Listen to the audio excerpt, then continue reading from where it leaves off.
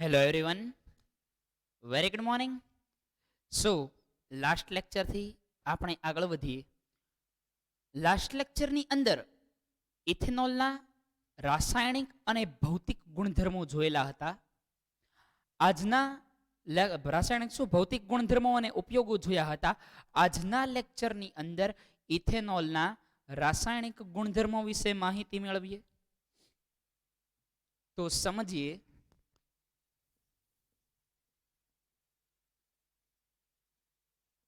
ઇથેનોલના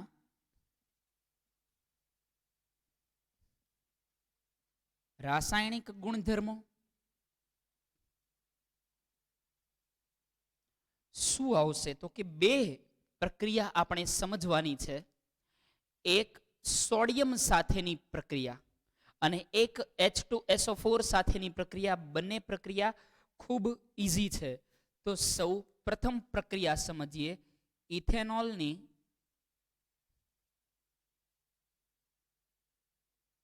sodium ધાતુ સાથે પ્રક્રિયા.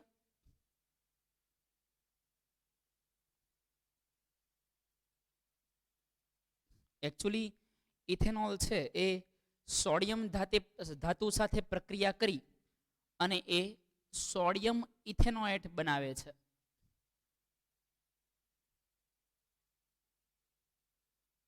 ઓકે, ચલો સમજીએ. તો કઈ નહીં, બહુ સિમ્પલ પ્રોસેસ છે. ઇથેનોલ એટલે શું છે? તો કે CH3 CH2 OH. એની પ્રક્રિયા જ્યારે સોડિયમ ધાતુ સાથે કરવામાં આવે, પાવરફુલ કોણ, હાઇડ્રોજન કે સોડિયમ? સોડિયમ. તો સોડિયમ શું કરશે? હાઇડ્રોજનનું વિસ્થાપન કરશે. સોડિયમ શું કરે છે? હાઇડ્રોજનનું વિસ્થાપન કરે છે. પરંતુ એકલો હાઇડ્રોજન ક્યાં જાય? એકલા હાઇડ્રોજનનું છે એ વિસ્થાપન શક્ય નથી. ચલો, સોડિયમે હાઇડ્રોજનનું વિસ્થાપન કર્યું. શું બનશે? CH3. ઊભી રિએક્શન લખીએ એટલે ઓલી સાઈડ કંઈક બીજું લખવું હોય તો લખી શકાય, અધરવાઇઝ એકવારમાં બોર્ડ ભરાઈ જશે. CH3 CH2ONA વત્તા હાઇડ્રોજન છે એ અલગ થઈ ગયો, પરંતુ હાઇડ્રોજન એ એકલો ક્યારેય અસ્તિત્વ નથી ધરાવતો, એટલે અહીંયા H2. બે હાઇડ્રોજન, તો આ કેટલા જોઈશે? બે સંયોજન જોઈશે. બે સંયોજન જોવે તો સોડિયમ કેટલા જોઈશે? બે જોઈશે. તો આ રીતે સમગ્ર રિએક્શન બેલેન્સ થશે. અહીંયા આગળ મિત્રો ઓક્સિજન છે એ ઋણભાર ધરાવતો હશે, સોડિયમ ધનભાર ધરાવતો હશે, કારણ કે અહીંયા ધ્રુવો ક્રિએટ થયા, ધ્રુવીય સહસંયોજક બંધ બનશે. કારણ કે સોડિયમ આપણને ખબર છે કે જનરલી સહસંયોજક બંધ બનાવતો નથી, એ મોટે ભાગે આયનીય બંધ જ બનાવે છે. પરંતુ અહીંયા આગળ આ માઇનસ પ્લસ લખવા પડશે, કારણ કે એ માઇનસ પ્લસ ત્યાં આગળ ચાર્જ ક્રિએટ થતા જોવા મળે છે. સમજો છો વાતને? અહીંયા આગળ આ માઇનસ અને પ્લસ ચાર્જ ક્રિએટ થતા જોવા મળે છે. તો આ જે બનેલું છે આને સોડિયમ ઇથોક્સાઇડ કહેવાય. શું કહેવાય? સોડિયમ ઇથોક્સાઇડ. ઓલરાઈટ, તો આપણે આનું નામ લખીએ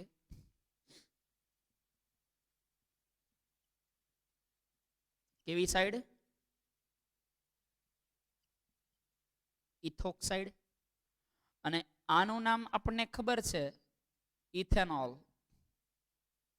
ક્લિયર? ચલો ત્યારે એની પછી આગળ વધીએ. તો ગુણધર્મ નંબર 2 જોઈએ. આ જે પ્રક્રિયા છે એને ડિહાઇડ્રેશન કહેવાય. ડિહાઇડ્રેશન. હાઇડ્રા એટલે હાઇડ્રોજનેશન નહીં, ડિહાઇડ્રેશન. ડિહાઇડ્રેશનનો મિનિંગ એવો થાય કે પાણીનો અણુ દૂર થવો. ફરી એકવાર, ડિહાઇડ્રેશનનો મિનિંગ એવો થશે કે પાણીનો અણુ દૂર થવો. તો બીજા નંબરની રિએક્શન આપણે સમજીએ તો ઇથેનોલની સાંદ્ર સલ્ફ્યુરિક એસિડ સાથેની પ્રક્રિયા.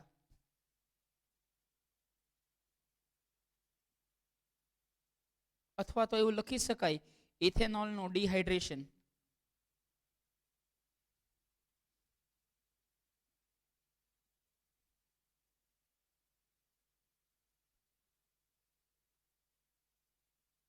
ડિહાઇડ્રેશનનો મીનિંગ શું થશે? પાણીનો અણુ દૂર થવાની ક્રિયાને ડિહાઇડ્રેશન તરીકે ઓળખવામાં આવે છે.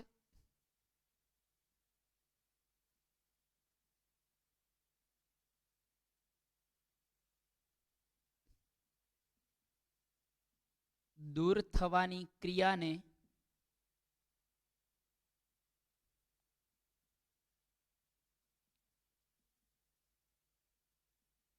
ડિહાઇડ્રેશન કહે છે. શું થશે આ રિએક્શનની અંદર? તો કે સાંદ્ર સલ્ફ્યુરિક એસિડની હાજરીમાં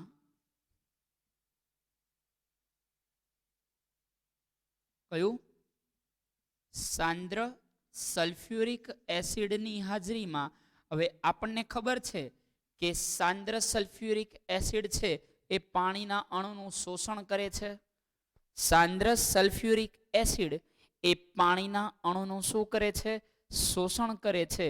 તો સાંદ્ર સલ્ફ્યુરિક એસિડની હાજરીમાં H2O એટલે કે ડિહાઇડ્રેશન થઈ H2O નો અણુ દૂર થાય છે અને ઇથિન નિર્માણ પામે છે. શેનું નિર્માણ થાય છે? ઇથિન નિર્માણ થાય છે. લેટ્સ સી, ચલો રિએક્શન જોઈએ. તો CH3CH2OH આ રીતનું છે. CH3CH2OH. તો ડિયર ફ્રેન્ડ, શું એને હું આ રીતે ના લખી શકું? સી આ અણુસૂત્ર છે, તો શું આપણે એનું બંધારણીય સૂત્ર ના લખી શકીએ આ રીતે બંધારણના સ્વરૂપમાં? HHH CH3. હવે છે CH2, તો બંધારણના સ્વરૂપમાં CH2 ને દર્શાવીએ અહીંયા આગળ CH2, જેથી કરીને ઇઝીલી ખબર પડે કે શું થઈ રહ્યું છે એમ. અને અહીંયા આગળ આવશે OH, અથવા તો અહીંયા H રાખીએ, અહીંયા OH લખીએ અને અહીંયા H રાખીએ. CH3 CH2OH. આ નીચે હશે તો તરત સમજાશે કે ક્યાંથી ક્યાં શું જાય છે. અહીંયા હોય તો પણ ચાલે, પણ આ રીતે લખવું વધારે પ્રિફરેબલ રહેશે. આની પ્રક્રિયા સાંદ્ર સલ્ફ્યુરિક એસિડની હાજરીમાં કરવાની છે. સાંદ્ર H2SO4. કયું એસિડની વાત થાય છે? સાંદ્ર સલ્ફ્યુરિક એસિડની હાજરીમાં. શું થશે? તો કે સાંદ્ર સલ્ફ્યુરિક એસિડ પાણીના અણુનું શોષણ કરી લેશે. સાંદ્ર સલ્ફ્યુરિક એસિડ પાણીના અણુનું શોષણ કરશે. એટલે બીજો સવાલ, સર આમાં તો ક્યાંય પાણી દેખાતું જ નથી. તો ચલો પાણી ગોતીએ. અહીંયા આગળ H અને અહીંયા આગળ OH, આ બંને છે એ અહીંયા આગળથી સલ્ફ્યુરિક એસિડ દ્વારા તૂટીને બહાર નીકળી જશે. સલ્ફ્યુરિક એસિડ ગમે એને તોડી શકે ને, કેમિકલનો રાજા છે, વધારે પાવર છે એની પાસે. એટલે કે અહીંયા આગળથી આ બંને બંધ તૂટી ગયા. શું દૂર થઈ ગયું? H2O. H2O અહીંયા આગળ મુક્ત થઈ ગયું. પ્રોબ્લેમ શું આવ્યો? તો કે એક બંધ અહીંથી તૂટી ગયો, એક બંધ અહીંથી તૂટી ગયો. તો હારા આ બંને કાર્બનની એક એક સંયોજકતા ખાલી પડે છે.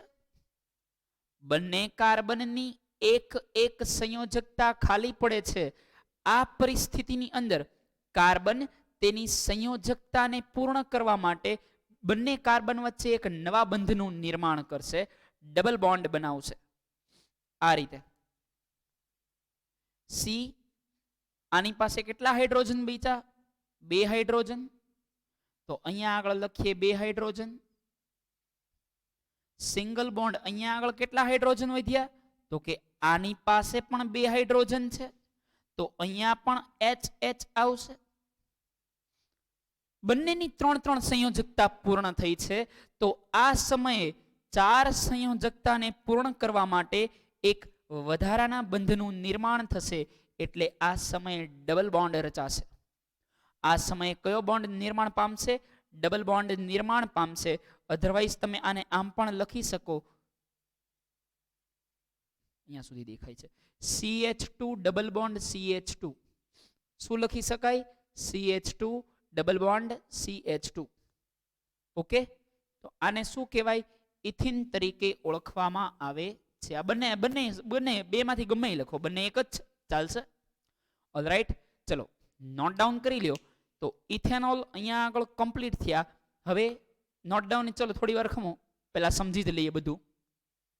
હવે થિયરેટિકલ આવે છે કે શા માટે ઇથેનોલ પીવું એ શરીર માટે બહુ હાનિકારક છે.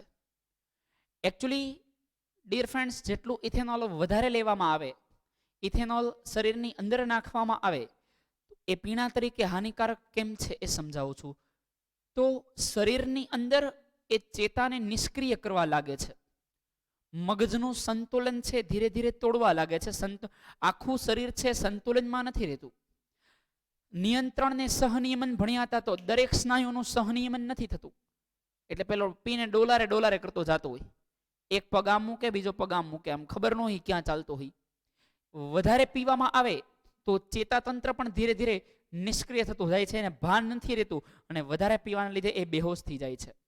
શરીરની અંદર આળસ ચડવી, કોઈ પણ એક જગ્યાએ કોઈ વસ્તુ પ્રત્યે નફરત થવી, એ બધું આના લીધે થતું હોય છે. એક છે કે પીવાનું કારણ કે લોકો એવું કે એનાથી ટેન્શન ભૂલાઈ જાય. એકચ્યુઅલી ટેન્શન ના ભૂલાતું હોય, બટ એ પીવાના કારણે મગજ કામ કરતું બંધ થઈ જાય, અને મગજ કામ કરતું બંધ થવાના લીધે એને એવું લાગે કે ભાઈ થોડી વાર માટે એને રિલેક્સેશન મળે છે. એકચ્યુઅલી રિલેક્સેશન નથી, એ શરીરને સૌથી મોટામાં મોટો ખતરો છે. અમુક ડોક્ટર્સને એવું વોટ્સએપમાં એવા મેસેજ ફરતા હોય કે ડોક્ટરે કે ભાઈ 2 ચમચી રોજ આલ્કોહોલ લેવું જોઈએ. આલ્કોહોલ શરીરમાં જતા ઘણા બધા નુકસાન કરે છે. બીજું, આલ્કોહોલ સાથે કોઈક વાર મિથેનોલનું પ્રમાણ આવી ગયું હોય. આલ્કોહોલ એટલે પીવા માટે જે યુઝ થાય ઇથેનોલ છે. ઇથેનોલમાં મિથેનોલ ભેગો થઈ ગયો હોય તો એ મિથેનોલ છે એ શરીર માટે ખૂબ ઝેરી છે. એ આપણા લીવરની અંદર, કોણ? મિથેનોલ એ આપણા લીવરની અંદર સ્કંદન કરે છે અને લીવરના કોષોને પકડીને મારી નાખે છે. લીવર ફેલ થઈ જાય છે. ઇવન ઇથેનોલ નુકસાન તો કરે જ છે, બટ મિથેનોલ કરતા થોડું ઓછું. બાકી બંને અંદર, મિથેનોલ અંદર જઈને એક ઝેરી દ્રવ્ય બનાવી નાખે છે જેનું નામ છે મિથેનાલ. મિથેનોલ એટલે OH સમૂહ, એ આલ્ડીહાઇડ બનાવે મિથેનાલ. મિથેનાલ એ બહુ ઝેરી સંયોજન છે આપણા શરીર માટે, અને એ લીવરમાંથી કોષોનું સ્કંદન કરે, પકડી અને કોષોને મારી નાખે. લીવર ફેલ થાય છે, માણસ વયો જાય છે. ઘણી બધી વાર એવું જોવા પણ મળે છે, એક લીવર ફેલ થઈ જાય. કોક વાર વધારે મિથેનોલ પીવાના કારણે જે સર્જાય એને લઠ્ઠાકાંડ તરીકે ઓળખવામાં આવે છે. લઠ્ઠાકાંડ એટલે શું? તો કે ભાઈ વધારે પડતા મિથેનોલના સેવનના કારણે માણસ છે એ મૃત્યુ પામે છે. એ મૃત્યુ પામે છે તેને લઠ્ઠાકાંડ તરીકે ઓળખવામાં આવે છે. શેના તરીકે ઓળખાય છે? લઠ્ઠાકાંડ તરીકે. સો ખાસ આલ્કોહોલ પીવું એ શરીર માટે અતિશય હાનિકારક છે. ગુજરાત ગવર્મેન્ટમાં બેન છે, પણ તેમ છતાં અમુક જગ્યાએ તમને ખબર છે. એનીવે, હવે આ આલ્કોહોલ છે એને ન પીવા દેવા માટે શું કરી શકાય? કારણ કે આલ્કોહોલ તો ઘણી બધી વસ્તુની અંદર આવે છે. હવે અમુક જેને પીવાની ટેવ હોય એ સ્પિરિટ પી જાય છે. સ્પિરિટની અંદર આલ્કોહોલનું પ્રમાણ હોય, નશો કરવા માટે સ્પિરિટ પી જાય છે. એનું તમે શું કરો યાર? સમજો છો? એટલે અમુક રીતે આલ્કોહોલનું સેવન અટકાવવા માટે જે આલ્કોહોલ આપવો જરૂરી હોય પણ લોકો પી ન જાય એટલે એની ઉપર બેન લગાડવો પણ જરૂરી હોય છે. અને એ બેન લગાડવા માટે અત્યારે એવું કરવામાં આવે છે કે આલ્કોહોલની અંદર વધારે માત્રામાં મિથેનોલ ભેગો કરી દેવામાં આવે. બહાર લખેલું હોય કે ભાઈ મિથેનોલ, એ જે પણ પ્રોડક્ટ હોય એની બહાર લખેલું હોય મિથેનોલ નાખેલો છે, પીશો તો શરીરને હાનિકારક અસર થઈ શકે છે અને મૃત્યુ પણ થઈ શકે છે. અમુક આલ્કોહોલની અંદર ભૂરા કલરનો રંગક અથવા તો રંગક ઉમેરી દેવામાં આવે. આખો આલ્કોહોલ ભૂરો બની જાય. વિકૃત આલ્કોહોલ કહેવાય, એને પી ના શકાય. રંગક ખ્યાલ પડે ને? પિગમેન્ટ, જે દિવાલ પર કલર કરવાના રંગકો આવે, એ રંગક ઉમેરી દેવામાં આવે છે, જેના લીધે એ આલ્કોહોલ પી શકાતો નથી. અમુક જગ્યાએ કોપર સલ્ફેટ થોડું ઘણું એડ કરી દેવામાં આવે છે, જે શરીર માટે અતિશય ઝેરી હોય છે. સમજો છો વાતને? ચલો ત્યાંથી આગળ જઈએ. ઇથેનોલનો આગળ ઉપયોગ પણ થઈ શકે છે એઝ અ ફ્યુલ. ફરી એકવાર, ઇથેનોલનો એઝ અ ફ્યુલ કઈ રીતે યુઝ થઈ શકે? તો ઇથેનોલ એક સારો હાઇડ્રોકાર્બન છે. એને સળગાવવામાં આવે તો કોઈ ધુમાડો ઉત્પન્ન નથી થતો, કોઈ પોલ્યુશન નથી થતું. ધુમાડો એટલે કાર્બન ડાયોક્સાઇડ ઉત્પન્ન થાય છે, તો એલપીજીના દહનથી પણ થાય છે. પણ જે ઝેરી વાયુઓ છે, કાર્બન મોનોક્સાઇડ, સલ્ફરના ઓક્સાઇડ્સ, નાઇટ્રોજનના ઓક્સાઇડ્સ, આવા એકેય ઝેરી વાયુઓ એ ઇથેનોલના દહનથી ઉત્પન્ન થતા નથી. અને આના લીધે એક સૌથી મોટો બેનિફિટ એ છે કે એક શુદ્ધ પોલ્યુશન રહિત બળતણ તરીકે એનો યુઝ કરી શકાય. પણ એની પાસે એટલી, અને બીજું કે એ કન્ટિન્યુઅસલી રિન્યુએબલ છે. શેરડીમાંથી ખાંડ બને, ખાંડના આથાથી આલ્કોહોલ બની જાય, દ્રાક્ષના આથાથી આલ્કોહોલ બની જાય. એટલે તરત, કારણ કે શેરડી તો વારંવાર ઉગાડી શકાય એવી છે, પેટ્રોલ વારંવાર બની શકે એવું નથી, શેરડી બની શકે એવી છે, એટલે એના આથમણથી બની શકે એવું છે. પરંતુ પ્રોબ્લેમ ડિયર ફ્રેન્ડ્સ એ છે કે એન્જિનને ઉપાડી નથી શકતું. એટલે અમુક દેશોની અંદર, આપણા દેશમાં પણ પેટ્રોલ સાથે રેરલી પર્સન્ટેજની અંદર એ મિક્સ કરવામાં આવે છે. અત્યારે એવું સંશોધન ચાલે છે, જે દુનિયાનો સૌથી મોટું પોલ્યુશન, પ્લાસ્ટિકનું પોલ્યુશન છે, એ પ્લાસ્ટિકમાંથી આલ્કોહોલ બની શકે. કારણ કે પ્લાસ્ટિક એ પોલિથીન છે. પોલિથીન, ઇથિન જો દેખાય છે, આલ્કોહોલમાંથી ઇથિન બન્યું, આલ્કોહોલમાંથી ઇથિન બન્યું. ઇથિન ઘણા બધા ભેગા કરો તો પોલિથીન બને. હવે એ પોલિથીનમાંથી જે રિવર્સ પ્રોસેસ છે એ અત્યારે અઘરી છે, પરંતુ ભવિષ્યમાં કદાચ એ પોસિબલ બની પણ શકે. સંશોધનો યુએસની અમુક યુનિવર્સિટીઓ છે, અમુક જગ્યાએ થતા જોવા મળે છે. હાલ કોઈ સક્સેસ મળી નથી, પણ ભવિષ્યની અંદર એ સફળતા મળવાના પૂરેપૂરા ચાન્સીસ છે. ચલો નોટ ડાઉન કરી લ્યો, ત્યારબાદ ડિયર ફ્રેન્ડ્સ આપણે આગળ વધીએ.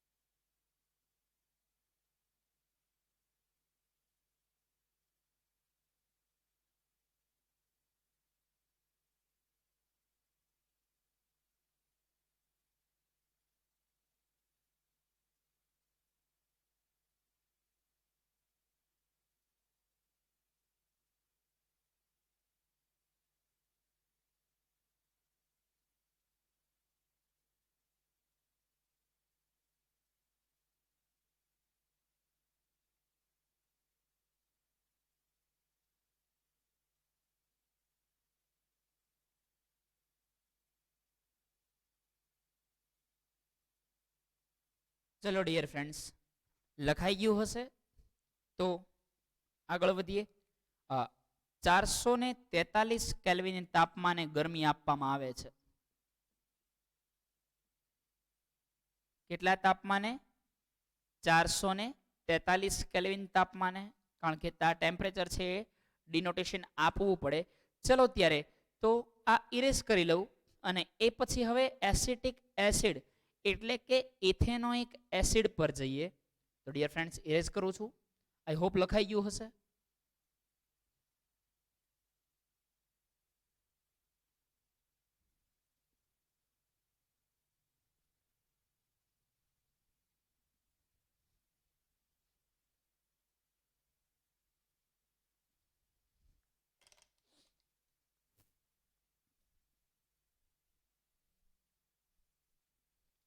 તો હવે આપણે જોઈએ ઇથેનોઇક એસિડ, અથવા તો તેને બીજી ભાષામાં સામાન્ય નામ તરીકે ઓળખવામાં આવે તો એસિટિક એસિડના ગુણધર્મો.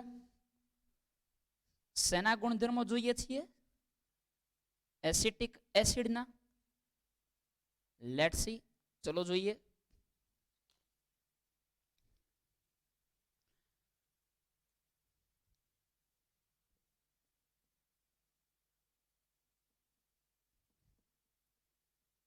ઇથેનોઇક એસિડ, અથવા તમને એમ કે એસિટિક એસિડ, તો આ બંને એક જ થાય છે, એ યાદ રાખજો. આના ભૌતિક ગુણધર્મો ચલો ત્યારે જોઈએ. ઇથેનોઇક એસિડ કોઈ રંગ નથી ધરાવતું, એટલે કે એકચ્યુઅલી એ રંગવિહીન છે. ઇથેનોઇક એસિડ કેવું છે? રંગવિહીન. એસિડના ભૌતિક ગુણધર્મો.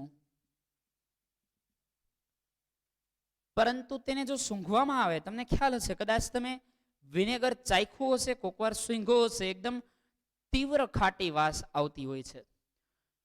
એની કરતા 20 ગણી વાસ એ ઓરિજિનલની અંદર આવે. વિનેગર સૂંઘો ને તો અહીંયા ચડી જશે, કોકવાર આમ મગજની અંદર તમરા બોલી જશે, એવું મોટું થઈ જશે. એની કરતા 20 ગણી વાસ છે એ ઓરિજિનલ એસિટિક એસિડ ધરાવતો હોય છે. ઓકે, તો એવું ગુણ લખી શકાય. ગુણધર્મ નંબર 1 કે રંગવિહીન પરંતુ તીવ્ર ખાટી વાસ અથવા તે તીવ્ર ખટાશયુક્ત વાસ ધરાવે છે. કોણ? એસિટિક એસિડ, અથવા બીજી ભાષામાં કહો તો તેને ઇથેનોઇક એસિડ. તેનું ગલન બિંદુ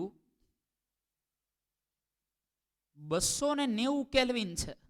18 ડિગ્રી સેલ્સિયસ ઘન બની જાય. 18 ડિગ્રી કરતા ઓછું તાપમાન હોય તો એ ઘન બની જાય.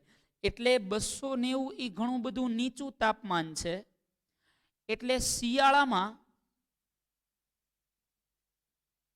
તે થીજી જાય છે. શિયાળામાં શું થાય? એ થીજી જાય. એ થીજી જાય એટલે એવું કહી શકાય કે આને આ ગ્લેસિયસ એસિડ છે. યાદ રાખજો, કયા એસિડને નીચા તાપમાને ઠંડુ થતા તે ગ્લેસિયસ એસિડ તરીકે ઓળખવામાં આવે છે? તો એસિટિક એસિડ અથવા ઇથેનોઇક એસિડ થીજી જાય છે. આથી તેને ગ્લેસિયસ એસિડ તરીકે પણ ઓળખવામાં આવે છે. કયા એસિડ તરીકે ઓળખવામાં આવે છે? તેને ગ્લેસિયસ એસિડ તરીકે. તેનું ઉત્કલન બિંદુ જોવા જઈએ તો તેનું ઉત્કલન બિંદુ 391 કેલ્વિન છે. કેટલા કેલ્વિન છે? 391 કેલ્વિન. તેનું 5 થી 6% દ્રાવણ. 5 થી 6% દ્રાવણ એટલે શું? કે આની અંદર 95% પાણી ઉમેરી દેવામાં આવે. મેં તમને કીધું ને કે જેટલું એસિટિક એસિડ છે ને એમાં 20 ગણું પાણી ઉમેરો તો એ 5 થી 6% દ્રાવણ થાય. એ 5 થી 6% દ્રાવણ છે એ શેના તરીકે વર્તે છે? તો કે એ વિનેગર તરીકે વર્તે છે. શેના તરીકે વર્તે છે ડિયર ફ્રેન્ડ્સ? વિનેગર તરીકે.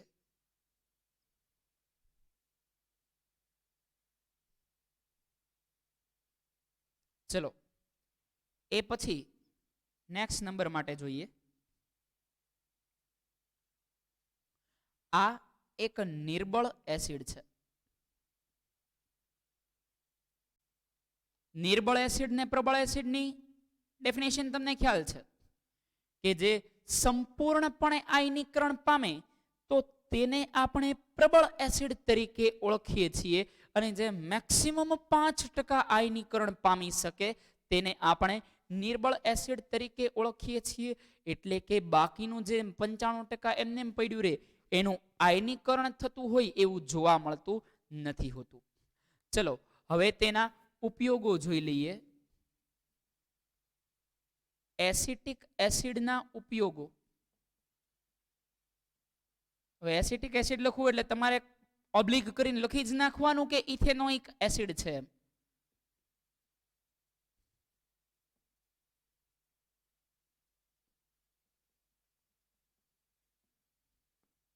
ચલો ત્યારે એસિટિક એસિડના ઉપયોગો સમજીએ. તો સૌથી પહેલો ઉપયોગ કે વિનેગર તરીકે આપણે ખોરાકમાં સ્વાદ લાવવા માટે કરીએ છીએ. ઉપયોગો. તો ઉપયોગ નંબર 1 એઝ અ વિનેગર આપણે યુઝ કરીએ છીએ. શા માટે? ખોરાકની અંદર ખટાશયુક્ત સ્વાદ લાવવા માટે. ખોરાકમાં ખટાશયુક્ત સ્વાદ લાવવા માટે વિનેગરનો ઉપયોગ થાય છે. શેનો ઉપયોગ કરીએ છીએ આપણે? વિનેગરનો ઉપયોગ કરતા હોઈએ છીએ. નંબર 2 પર જઈએ. ખોરાકને લાંબા સમય સુધી જાળવી રાખવામાં પ્રિઝર્વેટિવ્સ તરીકે, ખોરાકની જાળવણી માટેના શું કહેવાય? પ્રિઝર્વેટિવ તરીકે. એકચ્યુઅલી ઘરે જે સોસ બનાવીએ છીએ એ ફ્રીઝની અંદર મેક્સિમમ 8-10 દિવસ સારો રહે. બહાર ફ્રીઝ વગર 3 મહિના સારો રહે, કારણ કે એની અંદર વિનેગર નાખેલો હોય, જેથી જીવાણુઓ છે એની ઉપર અસર કરી શકતા નથી હોતા. નંબર 3 પર જઈએ તો પ્રયોગશાળાની અંદર દ્રાવક તરીકે, પ્રયોગશાળામાં શેના તરીકે? દ્રાવક તરીકે, દ્રાવક નહીં, પ્રક્રિયક તરીકે આનો યુઝ થશે. આ ખાસ બીજાને ઓગાળી શકે એવું નથી. એટલે પ્રયોગશાળામાં પ્રક્રિયક તરીકે આનો યુઝ થાય છે. અને એ પછી જોઈએ સફેદ લેડ બનાવવા માટે આનો યુઝ થાય છે. લેડનું પ્યોરિફિકેશનમાં એકદમ સફેદ લેડ બનાવવો હોય ને, સફેદો કહેવાય, એ સફેદ લેડ અથવા સફેદો બનાવવા માટે પણ એસિટિક એસિડનો યુઝ થાય છે. સફેદ લેડ અથવા સફેદો બનાવવા માટે એસિટિક એસિડ અથવા ઇથેનોઇક એસિડ વપરાય છે. અથવા સફેદો બનાવવા માટે ઇથેનોઇક એસિડ વપરાય છે. ક્લિયર છે? ચલો નોટ ડાઉન કરી લ્યો, એ પછી તેના રાસાયણિક ગુણધર્મો શરૂ કરીએ.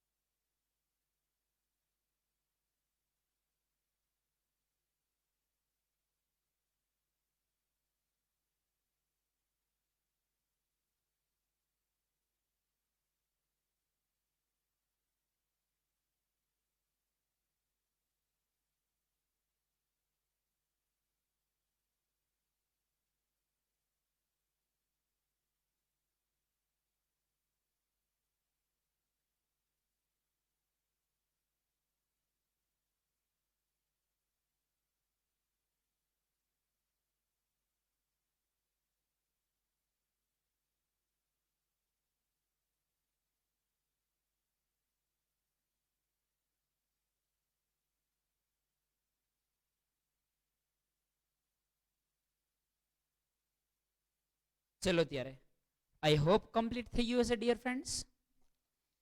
તો કરી લો ઇરેઝ. બાકી હોય તો લાસ્ટ કોલ સ્ક્રીનશોટ મારી લ્યો. વધીએ આગળ.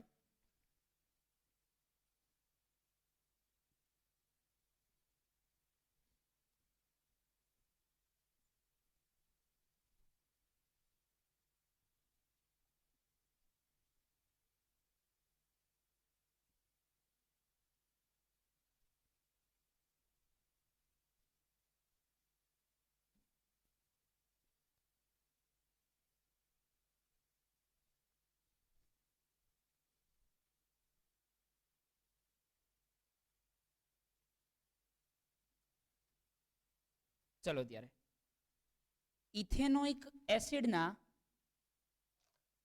રાસાયણિક ગુણધર્મો, ઇથેનોઇક એસિડના રાસાયણિક ગુણધર્મો વિશે માહિતી મેળવીએ. હલો,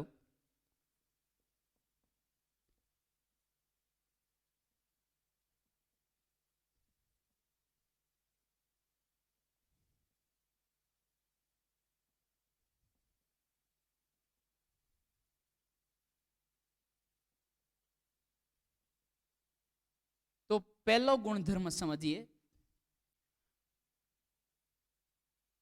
ઇથેનોઇક એસિડની આલ્કોહોલ સાથે પ્રક્રિયા કરવામાં આવે. કોની? ઇથેનોઇક એસિડની આલ્કોહોલ સાથે પ્રક્રિયા કરવામાં આવે એસિડ ઉદ્દીપકની હાજરીમાં, તો એ જે નિપજ બનાવે છે એને એસ્ટર નિપજ કહેવાય અને આ પ્રક્રિયાને એસ્ટરીકરણ તરીકે ઓળખવામાં આવે છે. શેના તરીકે ઓળખવામાં આવે છે? એસ્ટરીકરણ. ધ્યાનથી જે લખાવું ને, હું જે લખતો જાઉં ને રિએક્શનમાં, એ સમજતા જજો. રિએક્શન દેખાવે મોટી છે, બાકી કાંઈ નથી. તો આપણે એવું લખીએ, ખનિજ એસિડ ઉદ્દીપકની હાજરીમાં. કેવો? ખનિજ એસિડ. ખનિજમાંથી જે એસિડ એ ખનિજ તત્વ કેવું કઈ ધરાવતો હોય, ખનિજ એસિડ છે. ખનિજ એસિડ ઉદ્દીપકની હાજરીમાં, એકચ્યુઅલી ખનિજ એસિડ એટલે ખનિજ સાથે પ્રક્રિયા કરતા એસિડની વાત કરે છે. ખનિજમાંથી એસિડ થોડી નીકળે. ખનિજ એસિડ ઉદ્દીપકની હાજરીમાં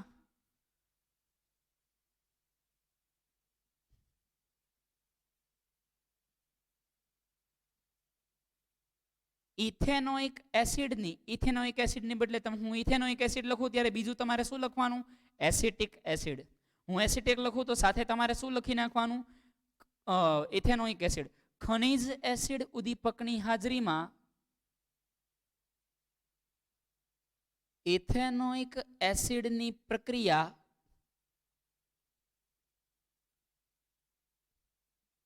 એ ઇથેનોલ સાથે કરવામાં આવે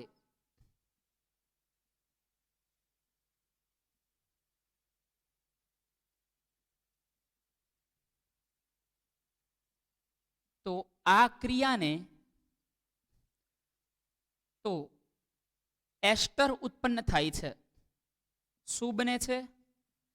એસ્ટર બને છે. અને આ ક્રિયાને એસ્ટરીકરણ કહેવામાં આવે છે. સર, એસ્ટર શું છે? જેમ આલ્કોહોલ એક સમૂહ છે, જેમ આલ્કીન, આલ્કાઇન, આલ્કેન એક સમૂહ છે, જેમ હેલોજન એક સમૂહ છે, એમ એસ્ટર એક સમૂહ છે. બટ એ 10મા ધોરણમાં નથી લીધો, એ આવશે 11th સાયન્સની અંદર. ચલો, જનરલ ઓર્ગેનિક કેમિસ્ટ્રીની અંદર એ સમૂહ તમારે આવશે. તે એસ્ટર બનાવે છે. આ ક્રિયાને શેના તરીકે ઓળખાય છે? એસ્ટરીકરણ તરીકે ઓળખવામાં આવે છે અથવા એસ્ટરીકરણ કહેવામાં આવે છે. ચલો જોઈએ તો રિએક્શન સમજીએ શાંતિથી. સૌથી પહેલા ઇથેનોઇક એસિડ એટલે કે CH3COOH. શું બનશે? CH3COOH. હવે ઇથેનોલ લખું છું વત્તા ઇથેનોલ એટલે CH3CH2OH. CH3CH2OH.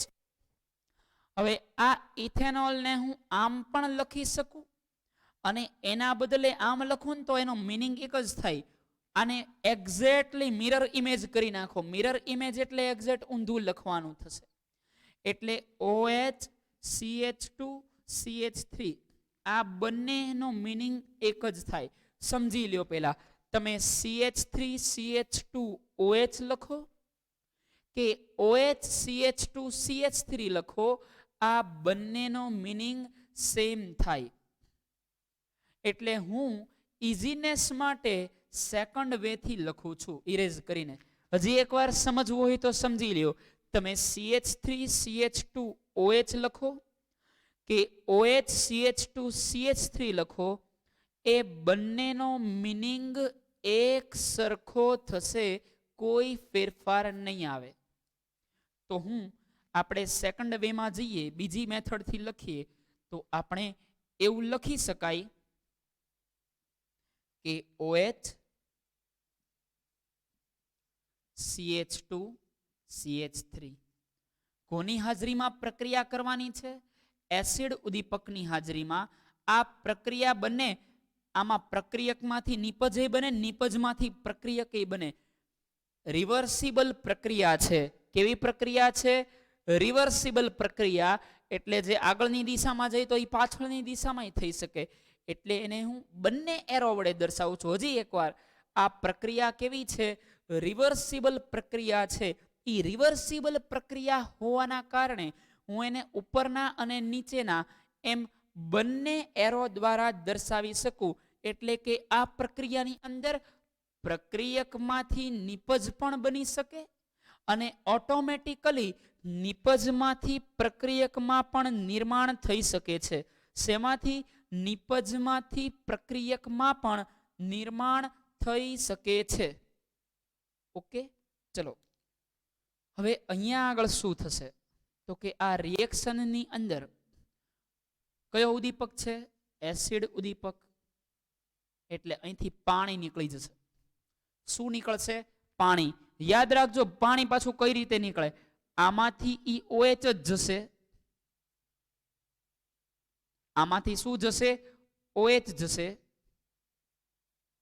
અને આમાંથી ખાલી H જશે.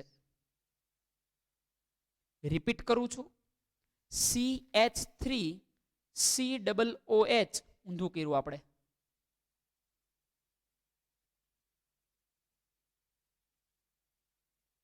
CH3COOH એટલે કે એસિટિક એસિડ અથવા તો ઇથેનોઇક એસિડ તરીકે તેને ઓળખવામાં આવે છે. એ પૈકી જ્યારે કઈ પ્રક્રિયા છે? એસ્ટરીકરણ. એસ્ટરીકરણ એટલે શું થાય તો કે ભાઈ આલ્કોહોલ અને એસિડની પ્રક્રિયા એ ખનિજ એસિડ ઉદ્દીપકની હાજરીમાં જ્યારે કરવામાં આવે છે ત્યારે એ એસ્ટર બનાવે છે અને આ એસ્ટર બનાવવાની સમગ્ર ક્રિયા છે તેને એસ્ટરીકરણ વડે ઓળખવામાં આવે છે. તેને એસ્ટરીકરણ વડે ઓળખવામાં આવે છે. તો ફાઇનલી અહીંયા આગળથી શું જશે? OH નીકળી જશે. અહીંયા આગળથી OH નીકળી જશે અને અહીંયા આગળથી H નીકળી જશે. તો છૂટું શું પડ્યું તો કે આપણને એ ખ્યાલ પડી ગયો કે અહીંથી પાણી નીકળી ગયું. અહીંયા આગળથી પાણી છે એ પાણી નીકળી ગયું તો બચ્યું શું તો કે અહીંયા આગળથી OH નીકળી ગયો એટલે અહીંયા શું વધ્યું છે? CH3CO. શું વધ્યું છે? CH3CO. H વયો ગયો તો સામે શું વધ્યું? OCH2CH3. OCH2CH3. CH3CO CH3CO OCH2CH3 OCH2CH3. હજી ઇઝીનેસ જોતી હોય તો અહીંયા OH ની બદલે HO કરી નાખો. અહીંયા OH ની બદલે શું કરી લ્યો? HO કરી લ્યો એટલે તમને સીધું ખ્યાલ પડે. OH ને H વયા ગયા, પાણી કાઢ્યું ને ભાઈ. OH અને H છે એ નીકળી ગયા, આ બધું ભેગું થઈ અને પાણી બની ગયું. જો પાણી છૂટું પડ્યું તો બાકી વધેલું સીધે સીધું જવા દો. CH3CO OCH2CH3 વાર્તા પૂરી થઈ જશે. સમજો છો? તો આને આપણે શું કહીશું? CH3COOCH2CH3 ને એસ્ટર. આ શું બની ગયું? એસ્ટર. આ એસ્ટરનો ઉપયોગ છે ફળોની મીઠી વાસ ઉત્પન્ન કરવા માટે થાય. સુગંધ કહીએ ને, હા, એને વિજ્ઞાનની ભાષામાં સુગંધ એવો શબ્દ નથી. માઉથ ફ્રેશનરમાં આપણે યુઝ કરતા હોય. વચ્ચે એકાક ઓલા જામફળના અને સ્ટ્રોબેરીના એ બધા માઉથ ફ્રેશનર સ્પ્રે છાંટો ને મોઢામાંથી સ્ટ્રોબેરી ખાધી હોય એવું લાગે, જામફળ ખાધું એવું લાગે. ઓલું જાંબુન ઘણી બધી ફ્લેવરની અંદરના માઉથ ફ્રેશનર આવેલા, એની અંદર કઈ જાંબુના રસ નાખવા ના બેસે. એની અંદર એસ્ટર સમૂહથી એ ગંધ ઉત્પન્ન કરેલી હોય. એસેન્સ શું છે? એસેન્સ ખ્યાલ પડે ને, દૂધ કોલ્ડ ડ્રિંક ની અંદર એસેન્સ આવે, એ એસેન્સ નાખી દો એટલે મેંગોનો સ્વાદ લાગે. એમાં કઈ થોડા મેંગોને છૂંદી છૂંદી નાખેલા હોય. એસેન્સ બનાવેલું હોય એ એસ્ટર નામના સંયોજનમાંથી એસેન્સ બને.